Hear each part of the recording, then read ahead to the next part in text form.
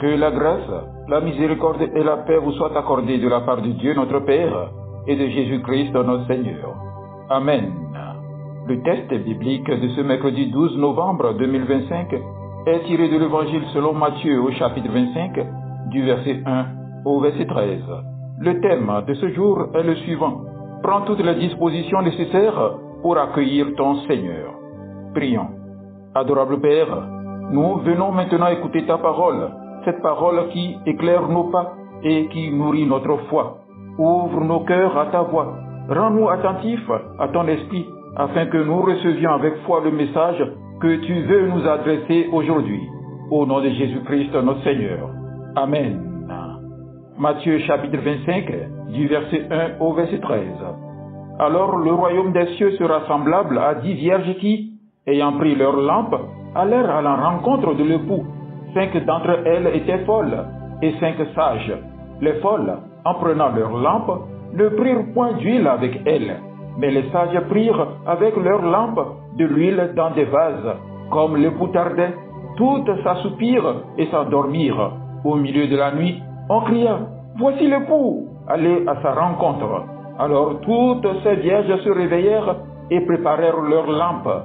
Les folles dirent aux sages « Donne-nous de votre huile, car nos lampes s'éteignent. » Les sages répondirent « Non, il n'y en aurait pas assez pour nous et pour vous. Allez plutôt chez ceux qui en vendent et achetez-en pour vous. » Pendant qu'elle allait en acheter, l'époux arriva.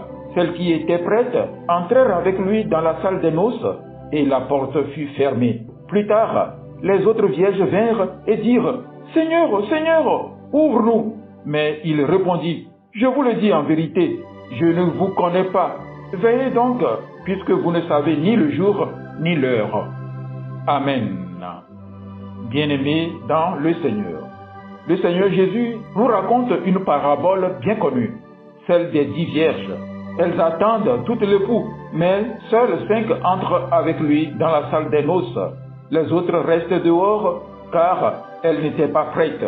À travers cette histoire, Jésus ne veut pas simplement nous parler d'un mariage ancien, mais de la grande rencontre entre l'humanité et son Dieu, entre toi, moi et notre Seigneur.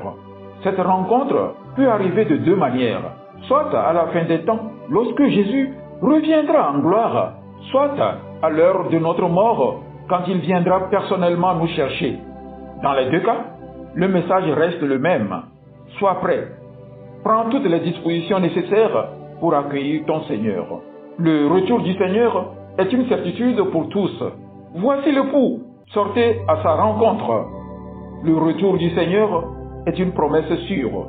Le Seigneur lui-même descendra du ciel et les morts en Christ ressusciteront d'abord. 1 Thessaloniciens chapitre 4 verset 16. Ce jour-là, les fidèles entreront dans la joie éternelle, mais ceux qui auront négligé leur foi seront séparés de Dieu. Et même avant ce jour final, le Seigneur vient à la rencontre de chacun de nous au moment de notre mort. C'est notre propre retour du Seigneur. La question est donc la même pour tous. Suis-je prêt à le rencontrer? Ai-je pris les dispositions nécessaires? Les vierges sages est le symbole d'une foi nourrie et vigilante. Les vierges sages prirent avec leurs lampes de l'huile dans des vases. Les vierges sages représentent les croyants qui veillent, qui nourrissent leur foi et qui vivent dans la fidélité. Elles avaient pris soin d'emporter de l'huile. Elles étaient prêtes pour le moment de la rencontre. Cette huile, c'est tout ce qui maintient la flamme de notre foi. Elle représente les dispositions spirituelles que nous devons entretenir chaque jour. Les dispositions nécessaires pour accueillir le Seigneur sont la vigilance spirituelle. Veillez donc, car vous ne savez ni le jour ni l'heure. Veiller, c'est rester éveillé dans la foi. C'est vivre en se souvenant que le Seigneur peut venir à tout moment. Ne pas s'endormir dans le péché, ni se laisser distraire par le monde. Concrètement, mon frère, ma sœur, prie chaque jour, même quand tu n'en as pas envie. Cherche la présence de Dieu dans chaque circonstance. Ne remets pas ta conversion à demain. Heureux ce serviteur que son maître, à son arrivée, trouvera veillant. Luc chapitre 12, verset 37. Une des dispositions est la foi vivante et nourrie. Avoir de l'huile, c'est entretenir la flamme de la foi. La lampe sans huile, c'est une foi sans vie, une religion sans intimité avec Dieu. Cela signifie lire et méditer la parole de Dieu, participer fidèlement à la vie de l'Église, prier dans le secret, non par habitude, mais par amour, se laisser transformer par le Saint-Esprit. Votre parole est une lampe à mes pieds et une lumière sur mon sentier. Psaume 119, verset 105. Les dispositions spirituelles ne s'arrêtent pas à la prière, elles se manifestent dans l'amour concret. Ce que vous avez fait au plus petit de mes frères, c'est à moi que vous l'avez fait, nous dit Matthieu chapitre 25, verset 40. Aimer, pardonner, aider, consoler, c'est remplir sa lampe d'huile. L'amour du prochain est la preuve d'une foi véritable. Celui qui n'aime pas éteint sa lampe. Si je n'ai pas la charité, je ne suis rien, nous dit 1 Corinthiens chapitre 13, verset 2. Les vierges de la parabole symbolisent aussi la pureté spirituelle. Pour accueillir le Seigneur, il faut un cœur pur, libéré du péché. Heureux ceux qui ont le cœur pur, car ils verront Dieu, nous dit Matthieu chapitre 5, verset 8. Cela veut dire se repentir sincèrement de ses fautes, chercher le pardon et la restauration, renoncer à ce qui éloigne de Dieu, marcher dans la vérité même quand c'est difficile. Si nous confessons nos péchés, il est fidèle et juste pour nous les pardonner. 1 Jean chapitre 1 verset 9. Comme l'époux tardait, elles s'assoupirent toutes. Le Seigneur semble parfois tarder et notre foi est mise à l'épreuve. Mais les vierges sages avaient prévu assez d'huile pour durer. La vraie disposition, c'est la persévérance. Continuez à croire, à prier, à espérer, même quand c'est long. Celui qui persévérera jusqu'à la fin sera sauvé. Matthieu 24 verset 13. L'espérance du royaume est une des dispositions nécessaires. Enfin, accueillir le Seigneur, c'est désirer sa venue avec joie, non avec peur. Les vierges sages étaient heureuses d'attendre l'époux. Elles savaient qu'une fête les attendait. Nous aussi, nous devons vivre avec cette espérance. Que votre cœur ne se trouble pas. Je vais vous préparer une place, nous dit Jean chapitre 14, les 2 premiers versets. Celui qui vit dans l'espérance ne craint ni la mort, ni le jugement. Il attend son Seigneur comme un ami attend un ami. Pour les vierges insensées, c'est la négligence spirituelle. Les vierges insensées, elles aussi attendaient l'époux. Elles avaient des lampes, mais aucune réserve d'huile.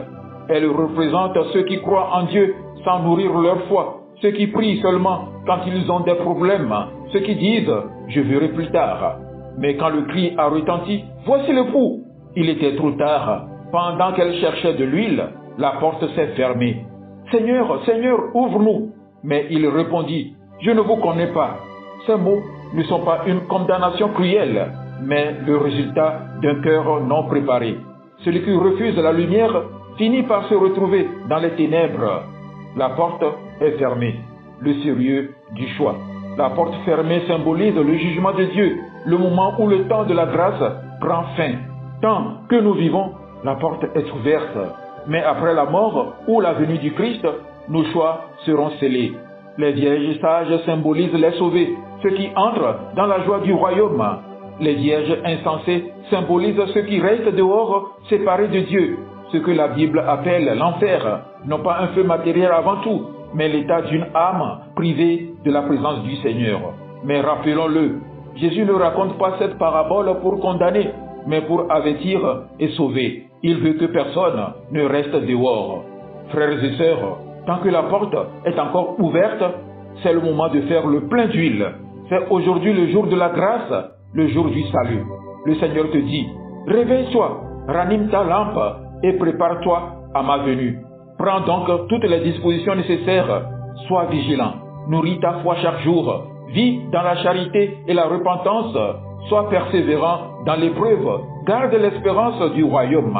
Et quand le Seigneur viendra, soit dans la mort, soit dans sa gloire, tu n'auras rien à craindre, car ta lampe brillera et tu entendras cette parole. Entre dans la joie de ton Seigneur. Bien-aimé, le Seigneur vient. C'est une certitude, mais il ne veut pas nous surprendre. Il veut nous trouver prêts. Chaque jour est une occasion de préparer ton cœur, de remplir ta lampe, de resserrer ta communion avec Dieu. Alors, pendant qu'il est encore temps, veille Prie, aime, espère et tiens-toi prêt, car un jour dans la nuit du monde retentira le cri.